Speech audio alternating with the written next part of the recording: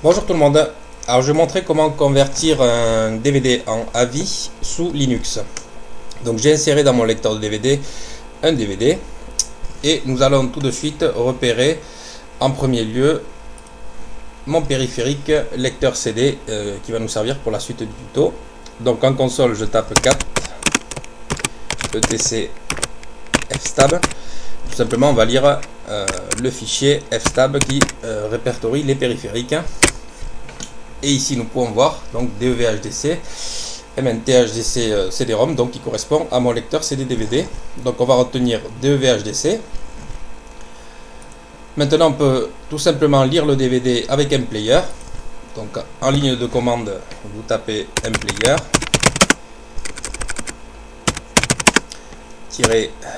DVD device. Là je mets mon périphérique lecteur CD DEVHDC DVD // là je mets le chiffre 1 qui normalement correspondra à la première partie du DVD. Dans mon cas ça permettra de lire l'intégralité du DVD. Donc je lance la commande et normalement je devrais voir apparaître l'image et la lecture du DVD.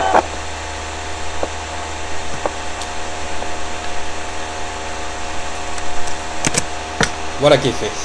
Donc j'ai un petit problème au niveau de l'audio, mais on en parlera par la suite, puisque ce DVD contient 2 pistes audio et on les sélectionnera dans la suite du tuto.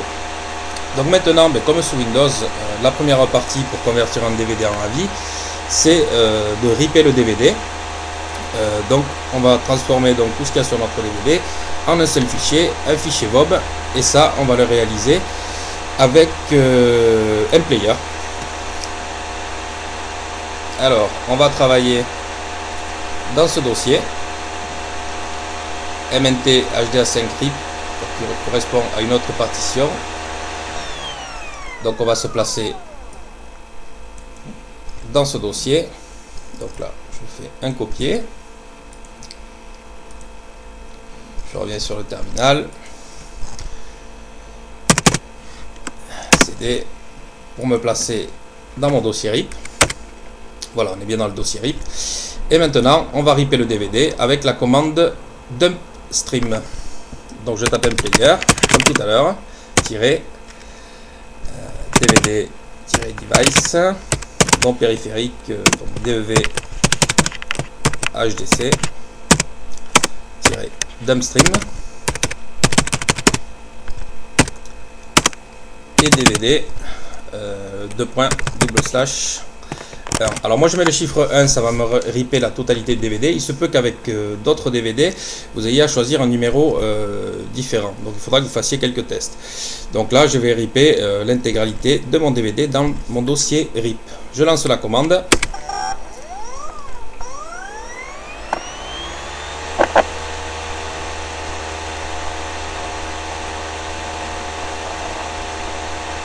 Voilà, donc c'est parti. Je vérifie ici. Voilà, il est en train de ripper.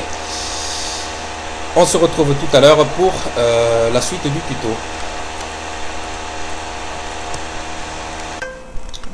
Bien, le RIP du DVD s'est bien passé. Je me retrouve bien donc dans MNT HDA5 RIP avec un fichier stream.dump qui est du VOB tout simplement, que je peux lire avec mon lecteur préféré. Voilà. Alors, comme vous en apercevez, j'ai bien mon fichier RIP. J'ai un problème de son, puisqu'il y a 2 pistes audio sur mon DVD. Tout à l'heure, quand j'ai lancé le RIP du DVD, j'ai eu, vous voyez ici là, quand j'ai lancé le RIP avec la commande dumpstream, j'ai eu ici audio stream 0, format C3, langage inconnu AID 128, et ici un deuxième format audio avec un identifiant 137. Donc il va falloir retenir la bonne piste audio. Donc pour cela c'est tout simple. Donc on a le 128 ou le 137. Je prends dans un terminal, je me mets dans le dossier MNT HDA5 RIP. Je vais travailler sur le fichier stream.dump. Donc MPlayer AID 128. Là, je vais jouer le fichier avec la piste audio 128 et tout simplement stream.dump. Alors attendez, on va commencer par la 137 puisque je crois que c'est la 137 qui pose problème. Je lance. Voilà, c'est bien ça. Donc visiblement la piste audio 137 pose problème. Donc on va lancer maintenant un player avec la piste audio 128-AID 128 stream.dump. Alors ça a l'air beaucoup mieux.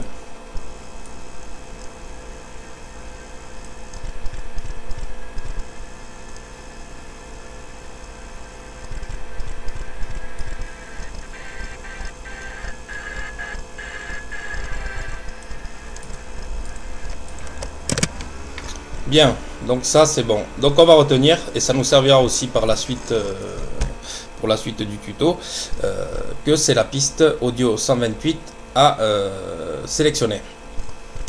Autre chose maintenant, les bandes noires. Donc il va falloir faire un peu de cropping, puisque si je lance mon fichier, vous avez pu voir qu'il y a voilà, des bandes noires ici en haut et ici en bas. Donc pour supprimer ces bandes noires, on va utiliser la fonction crop detect, et cette fonction va sélectionner d'elle-même le meilleur cadrage pour notre vidéo. Donc je relance un player -vf, la fonction crop detect, voilà, et stream.dump. Je vais laisser tourner, donc après avoir lancé cette fonction de cropping, je vais laisser tourner un petit peu un player, et au bout d'un moment vous verrez que les lignes avec le meilleur cadrage vont se stabiliser, et je ferai un CTRL-C donc pour stopper tout ça. Allez, on lance la commande.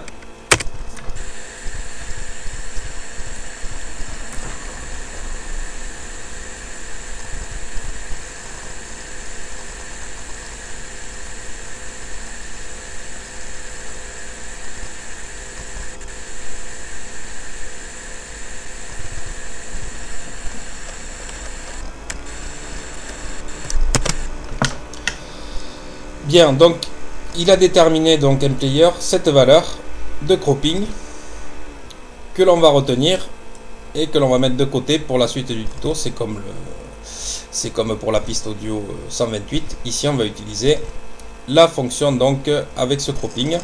Donc, par exemple on peut faire un test, hein. On fait un player,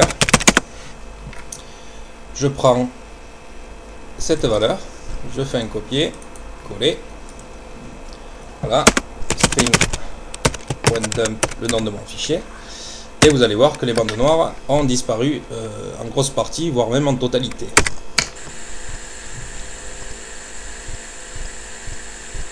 Voilà qui est fait. Voilà, donc on a résolu le problème des bandes noires et de la piste audio, et on va s'attaquer maintenant à l'encodage directement avec Mancoder. Bien, avec Mancoder, on va choisir l'encodage en 2 passes, et on va choisir le codec Xvid, voilà, pour une bonne qualité d'image. Donc je vais sur mon terminal, je suis dans mon dossier RIP où se trouve mon fichier, donc stream.dump, et on va lancer donc l'encodage en 2 passes avec le codec Xvid. Alors on tape Mancoder.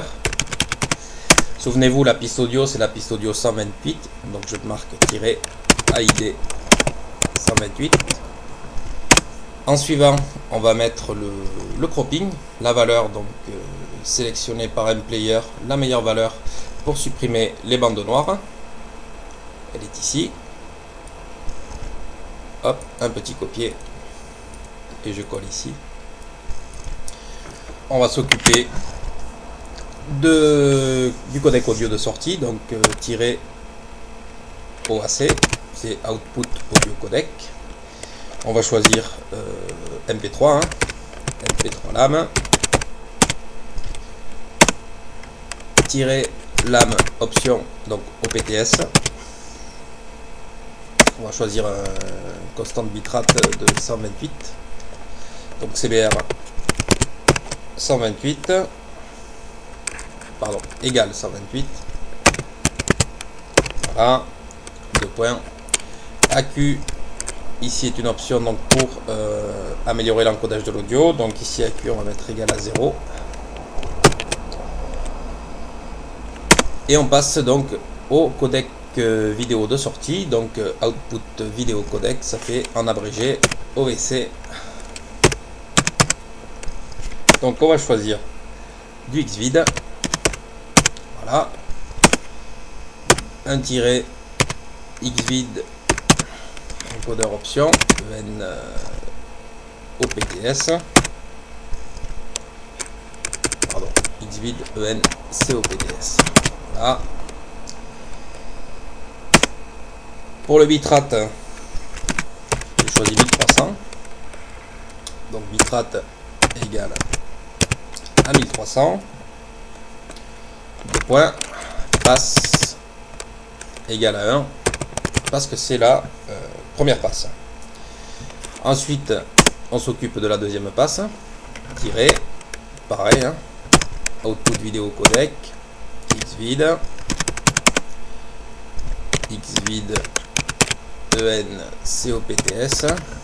Pour les options, je recopie un bitrate égal à 1300.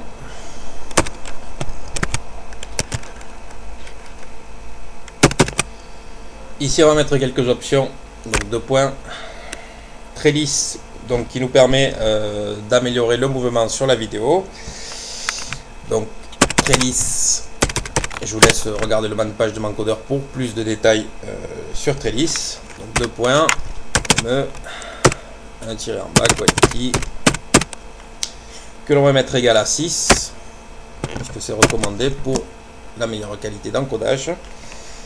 Ensuite 2 points, VHQ, Very High Quality, que l'on va mettre à 4, égal à 4, je remets 2 points. Et Chroma Option qui va nous permettre d'améliorer un petit peu les contours et certains effets sur les contours de la vidéo. Donc je tape Chroma OPTS.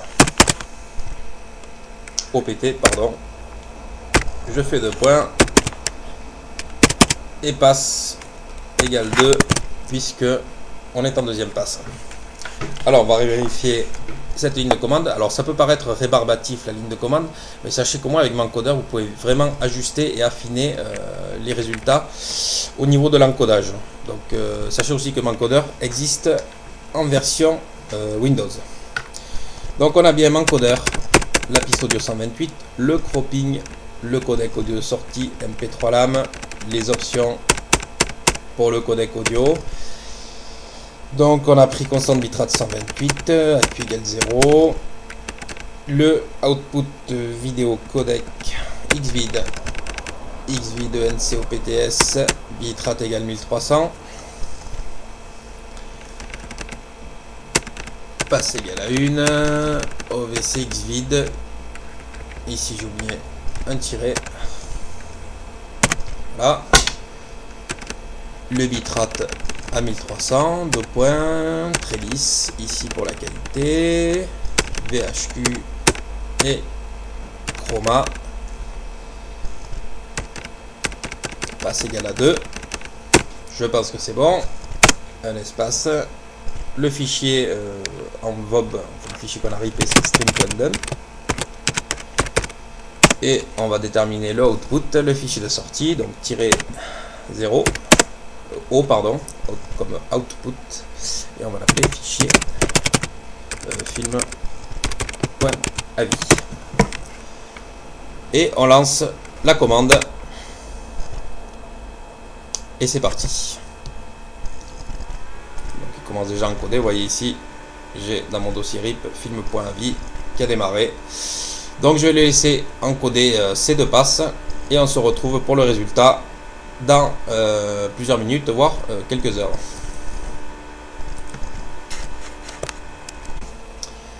Alors la conversion s'est bien passée après 6 heures de temps. Donc là on a fait l'encodage en 2 passes et on a encodé en Xvid. Alors ça, ce sont mes paramètres à moi.